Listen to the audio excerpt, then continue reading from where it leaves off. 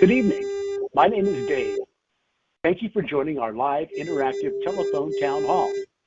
We're hosting tonight's event to give Congresswoman Spanberger the opportunity to hear directly from you and answer your questions about the issues facing Virginia's families, seniors, and economy. As I mentioned, this event is an interactive forum. Congresswoman Spanberger will be taking as many questions as she possibly can during this event.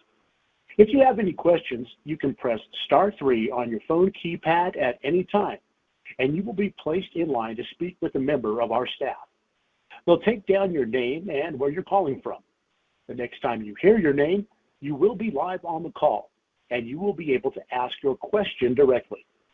You can also ask a question by submitting one through the portal below our online streaming player at spanberger.house.gov. Again, that's spanberger.house.gov/live. If you're watching on Facebook Live tonight and you wish to ask the Congresswoman a question, we encourage you to visit that online streaming portal so you can submit your question. Additionally, if you would like to receive updates from our office via email, please press *6 on your phone keypad at any time, and an operator will collect your email address. We could receive a lot of questions during this event, so if we're not able to answer your question, please call our district office at 804-401-4110 during normal business hours. Again, if you have any questions throughout the event this evening, please press *3 on your keypad or type them below the streaming player. Now, please welcome Congresswoman Abigail Spanberger. Hello, everyone. Thank you so much for joining us tonight. And I'm sorry that we are a little bit late in getting started.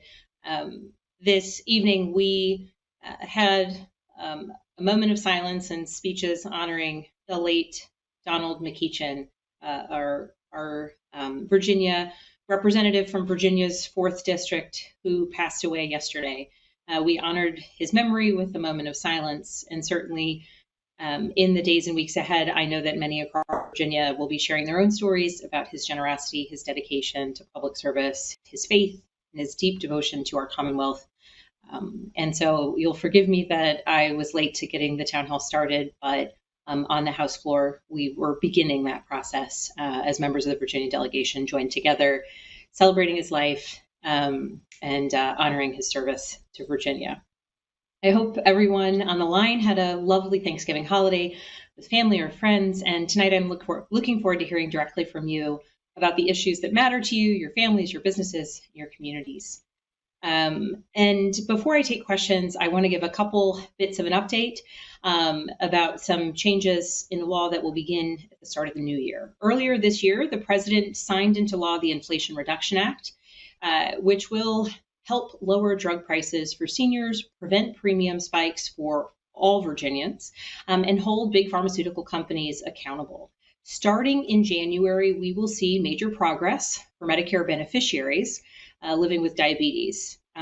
One of the provisions of the bill caps insulin copays at $35 a month, and that will begin in January. There are more than 74,000 diabetic Virginians enrolled in Medicare, so I am proud that they will begin to see the benefits and cost savings of this legislation beginning in the 1st of January. Also, starting on January 1st, recommended vaccines for Medicare beneficiaries will be available for free.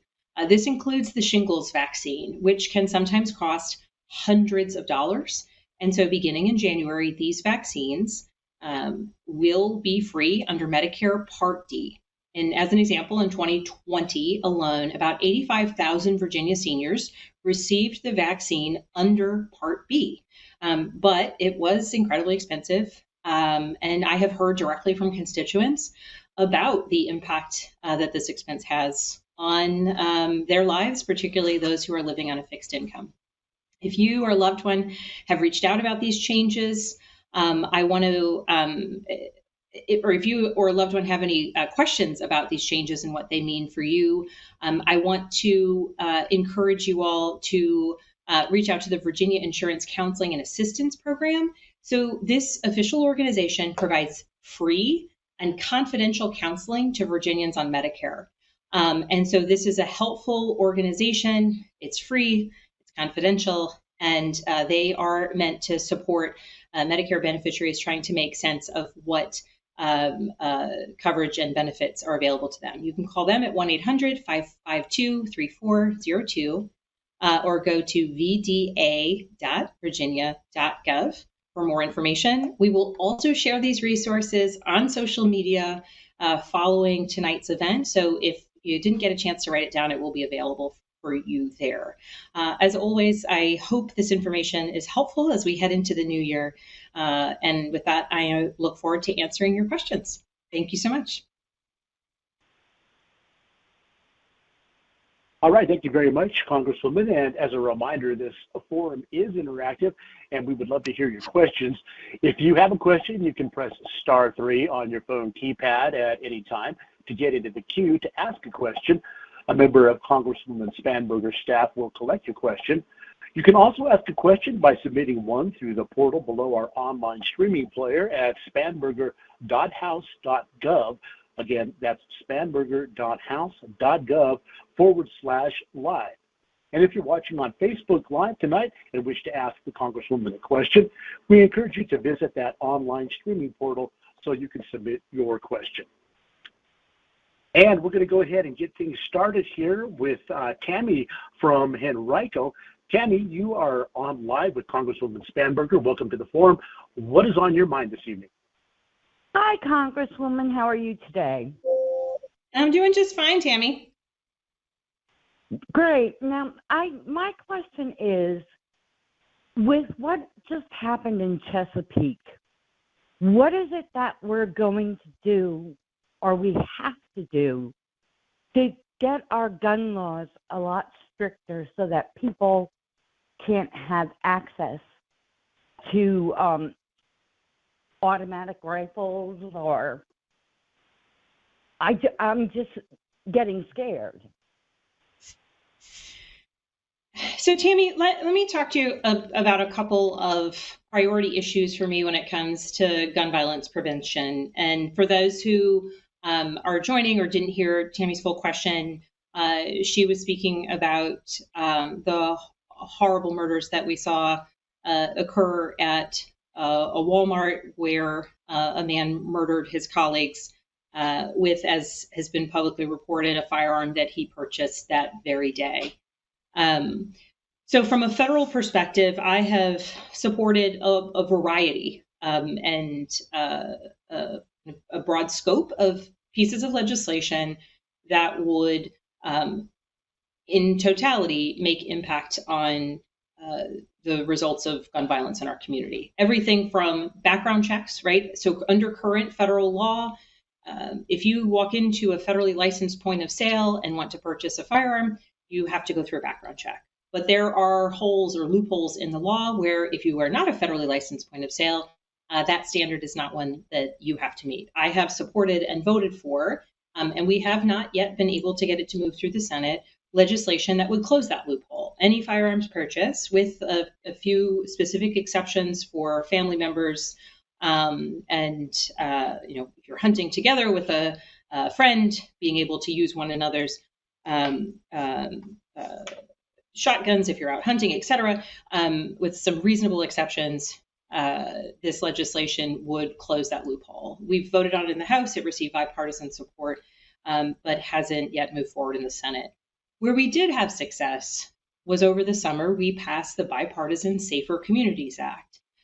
This is a piece of legislation that had multiple elements, contending with what we know are factors that lead to firearms death. So recognizing that in certain circumstances, domestic partners, though they may not be former spouses, in circumstances of domestic abuse, can and do at times where there's been a history of violence, that women leaving those circumstances can be victimized. So looking to close particular loopholes that exist in domestic violence for domestic partners who may not be legally married is one of the steps. Recognizing that supports for mental health is incredibly important, an element of this legislation. And I think what's important is that we know that there is legislation that can cut down on the lethality of shooting events, that can save lives, that can keep firearms out of the hands of children where they might accidentally shoot themselves or a loved one, where we can, when we know that someone is in a point of crisis, as was the case in the shootings in Colorado, where family members alerted local law enforcement about their concerns about their loved one and his potential for violence. The same was true in Parkland, where authorities were alerted about the potential for violence for the man who would later go on and shoot students. And so the use of extreme risk protective orders, which at the federal level I have supported, but at the state level, our Virginia legislature has made good progress.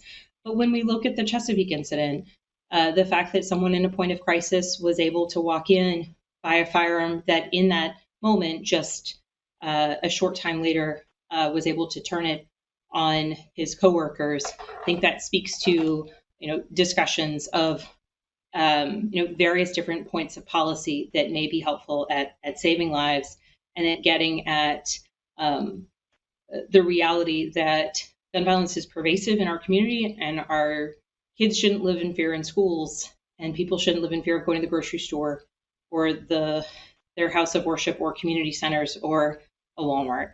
And that continues to be the case far too often. So I am committed as someone who used to carry a firearm every day, as a former law enforcement officer. I know what responsible gun ownership is. I grew up in a house with guns, but we can and we must do more to make sure that those with a history of violence don't have access to firearms, that those in a point of crisis are getting the support, the help that they need, and are not able to do harm to others as they are contending with that crisis. All right, thank you for your question, Tammy. And we're going to go back to Henrico. Right now we have got Barry on the line with us. Barry, you're on live with Congresswoman Spanberger. Welcome to the forum. What is on your mind this evening? Me? Yes, you're on, Barry. I'm just kind of curious about what you can do about the invasion on our southern border, from Texas and Mexico. And then the other question is inflation. I mean, they're saying 8% or something like that. To me, it's more like 20%. That's two questions, two separate questions. Barry, thank you for the question related to border security. Certainly, I am proud of the fact that in my first term in Congress, I partnered with a Republican from Texas and had former President Trump sign into law my border security legislation aimed at going after human traffickers and narco traffickers. On the issue of narco trafficking, as a former CIA officer, I tracked transnational criminal organizations throughout Central and South America and their efforts to traffic people or drugs or other illicit materials into our country. I have been working on legislation, and it passed. I'm hopeful that it will move forward and pass in the Senate related to stopping the flow of fentanyl across our border. Certainly, as we have seen record overdoses across the country and certainly within Virginia, that is much in part due to the lethality of fentanyl, which is currently laced throughout a variety of different drugs, and it is proving lethal across our communities. So ensuring that we are fighting that, making sure that law enforcement, Border Patrol, and those who track those criminal elements have the ability to get at that problem is incredibly important. I also, over the summer, was part of a congressional delegation effort, the Homeland Security Committee and the Foreign Affairs Committee, on which I serve, went to Guatemala and El Salvador to meet with leadership in those countries about some of the root causes of why individuals may flee or leave their home countries with the desire to come to the United States. For many of those who are choosing to move for economic reasons, what we were exploring and working on are what are some of the investments that U.S. companies, U.S. entities can make? Where can we nearshore the production of necessary goods that currently U.S. companies might be manufacturing in China? Can we bring it to Central America? One, getting those goods much closer. When we're contending with the issue of inflation, your shipping costs are a lot less when you're shipping from Guatemala than if you're shipping from China. But we can also, in part of that nearshoring effort, bring jobs to our hemisphere and ensure that with greater economic opportunity and stability in some of the countries where people might otherwise think that their only option is to leave in search of opportunity in the United States, if that opportunity is available to them at home, that is beneficial to those who would want to otherwise live in their home country. It's also beneficial economically to our region as we bring those supply chains home. So there's a variety of efforts that I have been working on as it relates to border security, and certainly with the appropriations bills that ideally we will be passing by the end of the month, certainly ensuring the necessary support to our Border Patrol and for the staffing facilities and basic infrastructure for them to be able to do their job is an incredibly important effort. And then Barry's second question, I didn't write it down, Barry. First one was borders. Second one was? I apologize, Congresswoman. He is no longer on the line, but I believe his second question was about inflation. Yeah, of course. All right. That's why I didn't write it down, because it was a important one and a standard one. So inflation is hitting people across the board, and certainly one of the greatest areas where inflation is impacting Virginians is as it relates to pharmaceutical prices. Pharmaceutical prices since the mid-2000s have increased year over year at rates that outpace inflation. And so even when we look at this year, when we look at average inflation rates, think about the fact that even when we are in a time of already high inflation, that we know that prescription drug prices are outpacing inflation. So when we're seeing the cost of fuel ebb and flow, and right now it's headed in the correct direction, but when we continue to see supply chain disruptions that are driving up prices and goods at the grocery store and in shops across our communities, also paying more year over year for the medication that we need is hurting people. And so with the Inflation Reduction Act, a piece of legislation that was signed into law by the president over the summer, one of the elements is that it fines multinational pharmaceutical companies that increase prices over and above and beyond what is the rate of inflation. This is ultimately important for saving consumers money, for ensuring that pharmaceutical companies are not able to take advantage of those people. If you're buying bread, you've got plenty of options, but if you need a medication to stay alive, you don't have the option to make a price-conscious choice necessarily. And so the fact that we have seen pharmaceutical prices outpace the rate of inflation year over year is a significant problem, significant challenge, and one that we are getting at directly with this legislation. And for that reason, I was proud to support it and look forward to seeing it rein in and really impact pharmaceutical prices, at least in this particular space. Thank you for those questions, Barry, and thank you, Congresswoman. You're taking part in a live interactive town hall forum with Congresswoman Abigail Spanberger, and we'd love to hear your questions. If you do have a question, you can press *3 on your phone keypad at any time to get in the queue to ask a question.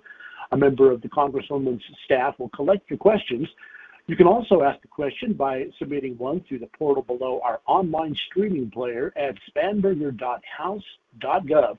Again, that's spanberger.house.gov/live.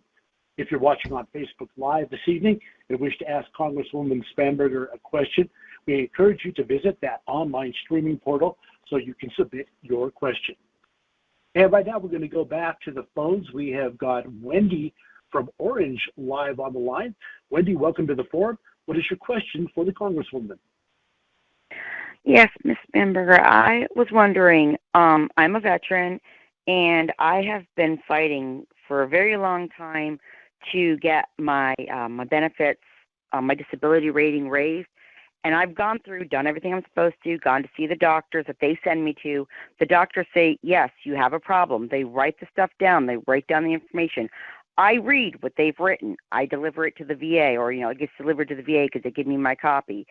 It gets submitted. The VA denies my claim. It took them 20 years to give me disability for a left knee injury that happened in the military. And it was documented in the military that it happened. 20 years later, I finally get a whole whopping 10%. I have got sinus issues. I have got anxiety. I've got PTSD. You name it, it's a laundry list. And I've gone to all of their doctors for this. And their doctors say, yeah, we see these problems. We know you have these problems. Yes. And they send it back to the VA. VA says, denied. Mm-hmm. What's up with that? Why can't we reform that? So, Wendy, I am very sorry for the experiences that you've had. And unfortunately, I have heard similar stories from veterans across our district. I thank you for your service. I thank you for your commitment to our country. And I am sorry that you have faced challenge after challenge with the VA. And what I would suggest in this case is this is what we would consider to be an issue of constituent services, where if you are in contact and we, after the call, someone from our team can make sure that we have your direct contact information and we'll follow up. But what we can do for you, and certainly I would say to anyone on the call, that we would open a case for you and do an inquiry with the VA and look into the system. It doesn't mean that we can, magically change the circumstance, but we have been, when advocating for veterans across our district, been able to help them make progress in their efforts to ensure they are getting all of the benefits that they have earned through their service. Now, Wendy, you are in Orange, so I would say absolutely we're going to follow up with you, ideally open a case and hopefully be able to help you with this circumstance.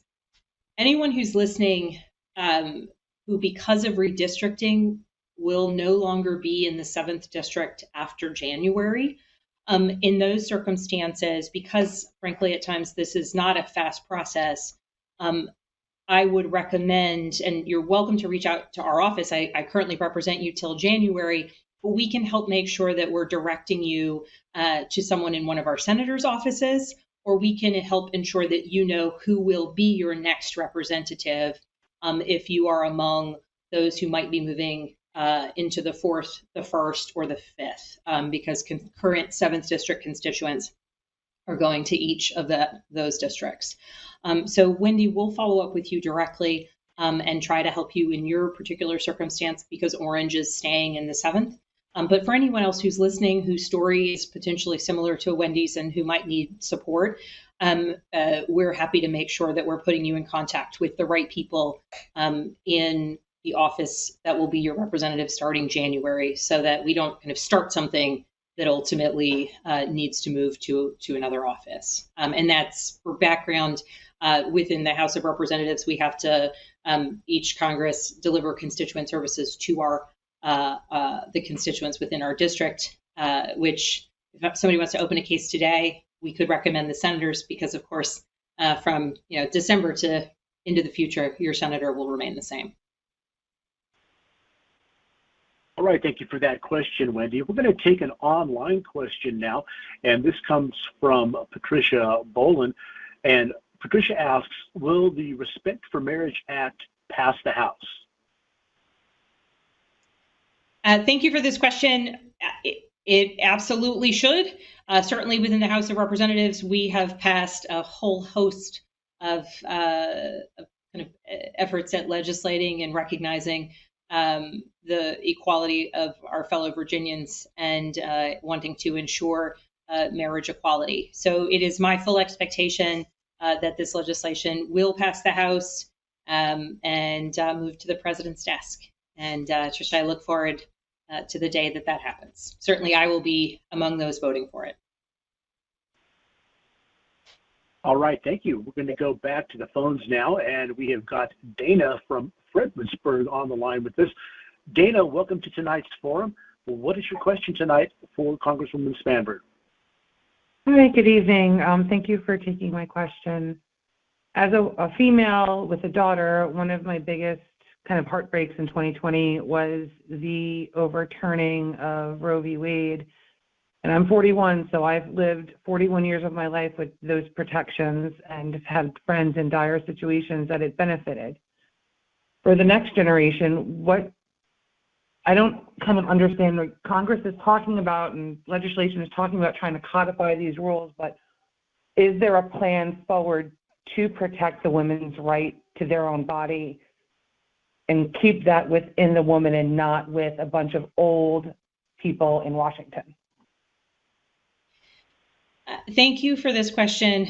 Certainly, as a mother, as a woman, as a mother to 3 daughters, the idea that if a right and an issue of privacy that has existed for the entirety of my life has gone away, I think has been quite jarring for many of us. And so I think there's a couple important pieces here. One, as your representative, I believe that this is an issue, this being abortion rights, is an issue of privacy. It's an issue of a woman's choice. It's an issue that should be decided and discussed with a woman and her medical provider and whoever else she may trust and choose to bring into that discussion. As a federal legislator, it is absolutely not my place to mandate another woman's pregnancy. And the decision, the Dobbs decision, which overturned Roe versus Wade, has made it so that at the federal level across the United States, there is not a baseline expectation, standard and predicated on the idea that it's an issue of privacy, that a woman have access to abortions, or as we have seen in some states already, any medication that might be contraindicated in pregnancy. Certainly this is an issue of privacy. It's an issue of abortion access. We are also hearing stories where states, so kind of at the federal level, there's no standard anymore because Roe versus Wade was overturned. So now it's back to the states. Currently, abortion continues to be legal within the Commonwealth of Virginia, and that's legislated at the state level. But we have already seen other states that are making different choices, other states where abortion is effectively absolutely illegal. And that is impacting healthcare that women are getting. Women who suffer miscarriages in states like Texas, there have been horrific stories of women who have suffered miscarriages where before the overturning of Roe versus Wade it would have been recommended that they undergo a DNC procedure, which is standard care. Women are being sent home. Women are being sent home to bleed and hemorrhage and get sick because that care is not necessarily being offered because it could be perceived on a medical record as the provision of abortion. And in some states, that means a doctor might be criminally liable. In some states, girls, teenagers with rheumatoid arthritis are being denied the medication that keeps them healthy because that medication is contraindicated in pregnancy. And pharmacists and prescribers do not want to prescribe that medication because it could be perceived as prescribing abortion medication, which is illegal in some states. In some states, it is no longer common protocol that when a rape victim is processed through the emergency room that she be given the morning after pill, a medical prescription that inhibits the implantation of an embryo in a womb, avoiding a pregnancy altogether. That is no longer a standard protocol in some hospitals as a result of this decision. And so I recognize that I have just merely outlined some of your very specific concerns, but I think it's important to kind of understand the ramifications of this decision and what it means for women across the country. But at this point, it is a patchwork state to state. And so at this moment, today in Virginia, we're not facing the same challenges and risks to women and their lives and their health that other women are facing in other states. But that's because of the current laws in the Commonwealth, and without the protection of what had been Roe versus Wade, setting a floor, a standard that could change with a vote of the General Assembly. That could change if the Virginia legislature chose to change it. So at the federal level, we have voted on legislation in the House called the Women's Health Protection Act, which would codify Roe, basically say that this standard that from a federal perspective, abortion is legal. This is the standard. There's discussion about what is viability, protecting women, certainly in cases of rape and incest, and the health of the mother, as well as viability issues. This is legislation that I have voted for. We have passed it in the House. It has not moved forward in the Senate. There are separate and ongoing efforts in the Senate to draft legislation on that side of Congress that could potentially garner the necessary support in the Senate. There's the 60 vote cloture threshold. That's the filibuster. So they would need 60 people to agree they want to move forward with this legislation in order to be able to pass it within the Senate. I think certainly any bill that would be able to pass in the Senate with bipartisan support certainly would ultimately be able to pass in the House. But while there has been bipartisan efforts, some of them led by Senator Kaine from Virginia, it hasn't yet moved far enough where I think that we are hoping to see any imminent federal protections of abortion rights. I will continue to advocate that as an issue of privacy, it is not the federal government's place to mandate pregnancy or to dictate what types of medications are available to women who may have health needs, or to dictate to medical providers, doctors, or pharmacists what it is that they are allowed to prescribe or the procedures that they are allowed to provide to their patients with their best interests and their health in mind. So thank you for raising this incredibly important issue, and I'll continue to work for it to protect the rights of your daughters and Virginians and the health and safety of people across the Commonwealth. And at this point in time, until we can move that federal legislation, the federal protections forward, all eyes should be on our Virginia legislature to ensure that they continue to protect the vital privacy and the vital rights of our neighbors. Thank you for that question, Dana. And we're getting a lot of really important questions and concerns this evening. We'd like to remind everybody that if you'd like to receive updates from Congresswoman Spanberger's office via email, all you have to do is press *6 on your phone keypad at any time, and an operator will collect your email address. We're going to head back to the phones now, and we've got Donnie from Henrico with us live. Donnie, you are now on with Congresswoman Spanberger. What is on your mind this evening? Well, Congressman Spanberger, I have to applaud you for being maybe one of the few Kennedy Democrats that are still left in society, and I thank you for your service in the CIA. As a retired Marine, one of the biggest concerns that I have is, I support a family of 4. I make a decent living. My rent has increased exponentially over the last 3 years. But the most troubling thing is the cost of groceries. For God's sake, I went to the store today. It cost me $7.50 for a dozen eggs. And, my fear is that this rush to be climate neutral without a secondary plan to get there, like nuclear, is causing diesel fuel to be too expensive, which causes costs to get to the stores and to farm too expensive. I mean, what are you guys going to do when starving to death, and we can't afford the rent. Donnie, I want to thank you for your service. Thank you for your kind words as well.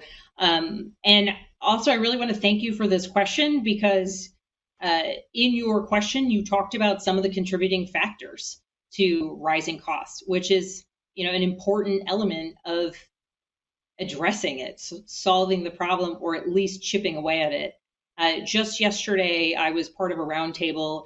I'm vice chair of a group called the Problem Solvers Caucus. We're 28 Democrats, 28 Republicans, though I expect in the new year, we've got some retiring members and some new members, so we'll be reformulating. We join 2 by 2 like Noah's Ark, but we had a roundtable with CEOs and folks in the food industry, some very small hyper-local grocery stores that serve small regional areas, some national chains, folks within food delivery, and the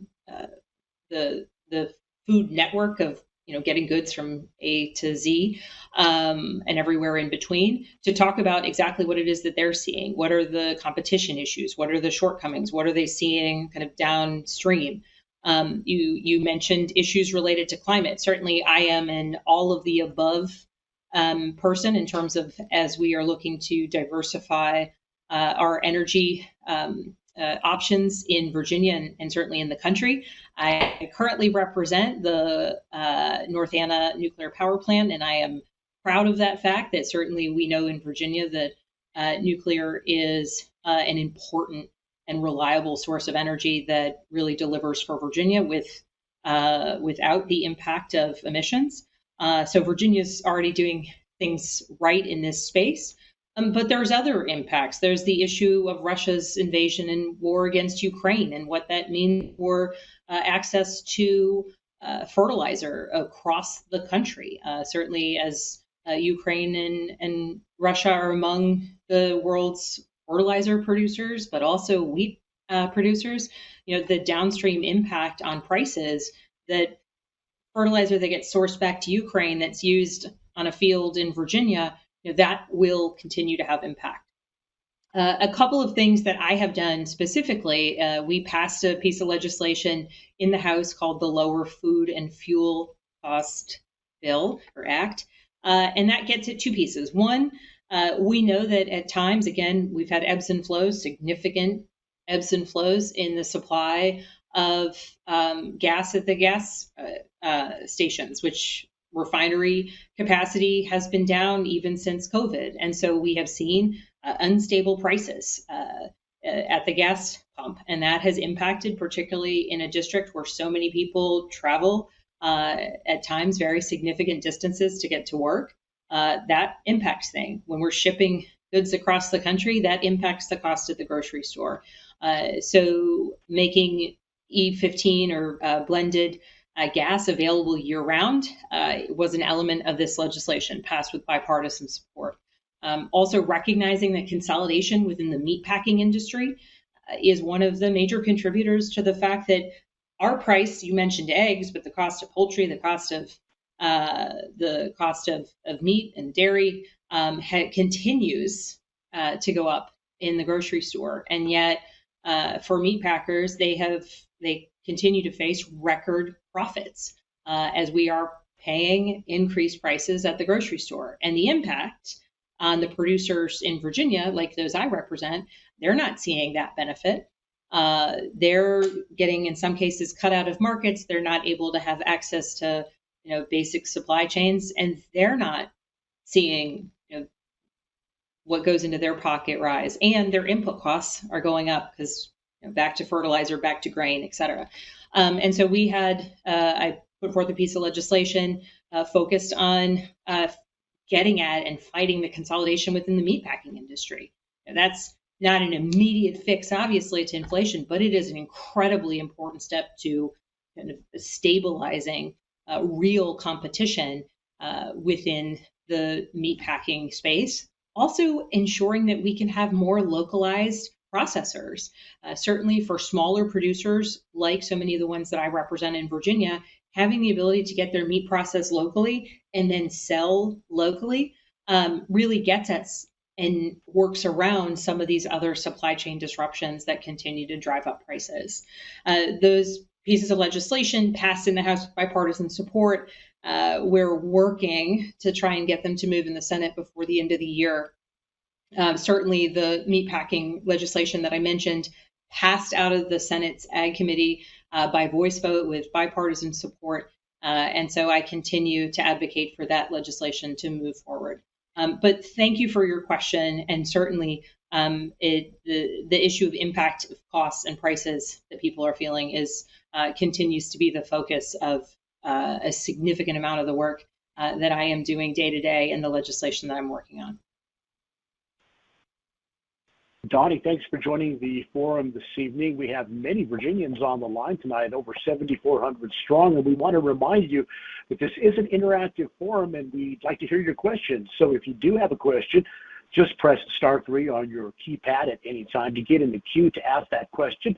A member of Congresswoman Spanberger's staff will collect that question.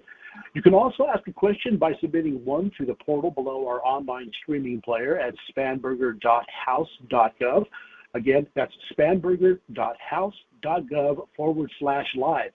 If you're watching on Facebook Live tonight and wish to ask Congresswoman Spanberger a question, we encourage you to visit that online streaming portal so you can submit your question. But right now we're going to go back to the phones, and we have got Christopher in Stafford with us. Christopher, you're on live. What is your question this evening? Well, thank you, Congresswoman, for taking my call. It's wonderful to have a Democrat representing Stafford County. So thank you. It's wonderful. My question has to do with campaign finance. I think Citizens United decision was a disaster. I don't think corporations are people. I think money in politics is the root of quite a bit of evil. So two-part question. What's your position on accepting large donations from donors, big donors, and PACs? And do you envision a pathway to getting money out of politics?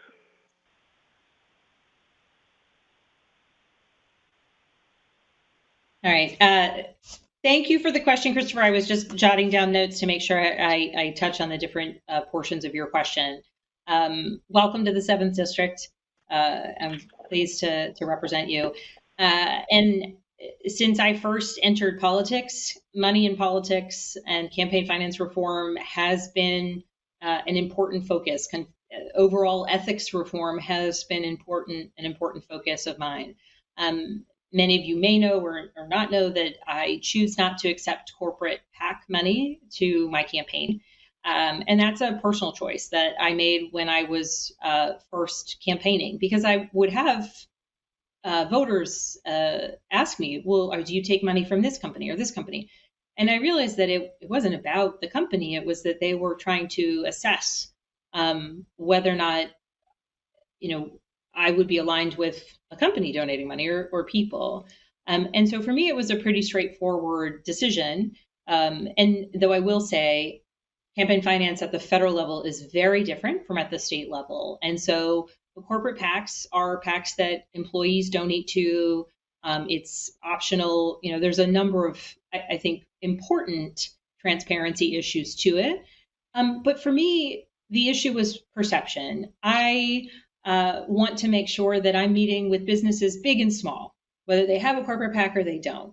And if, a small company calls my office and tries to get a meeting and they say, oh, the schedule's really tight, can we push it? Can we push it? I don't want them to ever doubt, oh, it's because I'm, not donating corporate PAC money. Or conversely, if I make a meeting with a company, I don't want them to ever think I'm having that meeting because of campaign donations. I'm having that meeting because it's important to constituents, potentially because they represent a whole heck of a lot of them, of the people I represent, or the business interests matter to the regional economy of our district. And so that's why I have made that stance and continue to do so, because I think it's an important issue trust and actually more specifically of perception.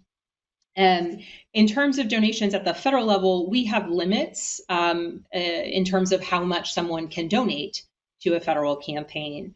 And so certainly that's different than at the state level. And in a federal campaign, we file everything with the FEC, and I've been wholly compliant. And it's also a matter of public record who chooses to donate to campaigns. And so as it relates to the question, though, of Citizens United, for anyone who's not familiar with that decision, that was a decision that essentially said that the choice to donate to a campaign is kind of an act of speech, right? If you're donating to a campaign, you're choosing to voice your support for a candidate potentially, and that corporations can make those donations. And so, as Christopher said, that corporations aren't people. I agree with that completely. I do not agree with the Citizens United decision. And in fact, I'm proud that I've been endorsed by an organization called End Citizens United, which advocates for comprehensive campaign finance reform. I have voted for campaign finance reform comprehensive. There's a piece of legislation called HR 1. It's the For the People Act, a comprehensive slate of major reforms. I have voted for it both terms of Congress and will continue to support major reforms. I think they're vital to restoring people's trust in Congress and in their representatives, and certainly, it's consistent with what I tried to bring to the political discussion. Though you didn't ask about it, kind of similarly focused my efforts to try and ban members of Congress from, in their personal capacity, being able to buy or sell individual stocks is also kind of grounded in this desire to ensure that there's no perception of impropriety. Certainly, we take votes that can move markets. We are privy to information, sometimes classified, or we may have meetings with CEOs of large companies who might share things because they're meeting with a couple members of Congress. And as long as the people I represent don't have access to those same sorts of discussions, I think it's not appropriate for me to even kind of do anything that would give the perception that I might be benefiting from the role. And so for that reason, I have led legislation, bipartisan, and pushed aggressively for it that would ban members of Congress from being able to buy or sell individual stocks. You can save in a 401k or a mutual fund, but if you're in a briefing and they say, this is an issue, there's a global pandemic potentially coming, you shouldn't leave that meeting and buy stock in XYZ pharmaceutical company or in other individual companies. And so I feel very strongly about that, and will continue to push until I see that reform made. So thank you for the question, Christopher. I'm going to stop myself because I could talk about congressional reforms all day long and campaign finance reform all day long. But I think we got time for a question or two more, and we'll get to that. So thank you for the question, though. All right, we're going to go to another online question now, Congresswoman, and this one comes from Olivia. Olivia asks, what is the top environmental issue you're focused on in Virginia? Thank you for the question, Olivia. And I would provide my answer by an area that I have chosen to focus. And it doesn't mean that there's not a whole host of environmentally related issues that matter to people across Virginia. But in a district like the 7th that is encompasses broad and fantastic rural and agricultural communities, I serve on the Agriculture Committee in the House of Representatives. I'm the only Virginian who serves on the Agriculture Committee. And I also chair the Conservation and Forestry Subcommittee. So where I have really focused, because it is directly important to so many of the constituents I represent, is in the area of conservation, is in agriculture-related programs that support farmers who choose to implement really good practices to sequester carbon, to reduce their input costs, and frankly, drive up their yield and and potentially drive up their profits. So for cattle farmers who may choose to implement rotational grazing, where the health of the soil as they move their cattle from area to area across their property, ensuring that those grasses are able to grow deeper roots, that the soil health is growing and developing and increasing over time, that we're sequestering carbon, that we're contending with issues of runoff, and strengthening the soil health overall. That's where I have been really grateful for the opportunity to bring environmental priorities, cleaner air, healthier waterways, support for our natural resources, and a focus on policies that also help our agricultural and rural communities, bringing economic development and economic support dollars into a community that can ensure that if a producer chooses to utilize solar panels at their farm, that they have the support to do that, separate and in addition to some of the kind of conservation practices that they may choose to employ. So I'm really kind of excited about a whole host of different environmental priorities, but certainly strengthening, which we have done through the Inflation Reduction Act, the tested and important conservation programs that are so good for the health of our communities, our soil, our water, but also really benefit our agricultural producers. I am just excited about the benefits that I have seen, the stories of success that I have heard from those who've come before our committee. And it's just exciting that we can really marry support for rural agricultural communities with these really tested, proven conservation practices that have such fantastic environmental impacts and results. All right, thank you very much for your question, Olivia. And that's going to bring us to the end of our question and answer period of tonight's forum. But before we bid you a happy holiday, I'm going to turn the floor back over to Congresswoman Abigail Spanberger for some final thoughts this evening.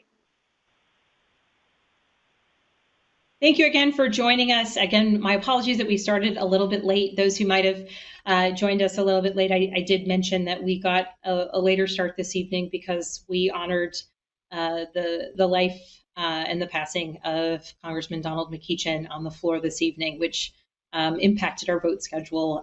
So I appreciate you all bearing with me as we got this town hall started a little bit later.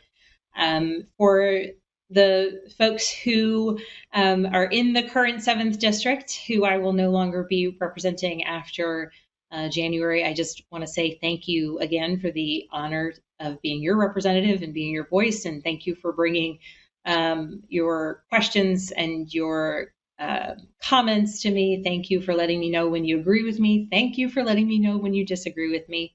I hope that it has helped me be a better representative and your families across our district. For anyone who has ongoing constituent services cases with us, if you're working with our district office on an issue with the VA or Social Security or any of our other federal agencies, we're continuing to go through the process of making sure that we are turning those cases over to the new representative for whichever area you live in. Some of the people I currently represent will be moving into the 1st District, some the 5th, and some the 4th.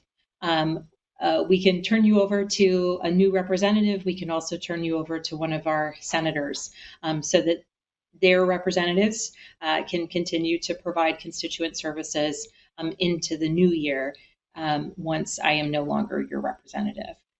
For folks who might be joining us who are not yet officially in the 7th District, we look forward, and my team looks forward to being able to answer your questions and looks forward to opening cases and assisting you with constituent services as we move forward. Certainly, we send out weekly updates with our newsletter every Friday, unless I am slow to make my edits, in which case it's Saturday. But we endeavor to make sure that you're updated about what's happening on Capitol Hill, what's happening across the 7th District and the work that my team and I are doing on your behalf and in service to our community. So please go ahead and sign up for that.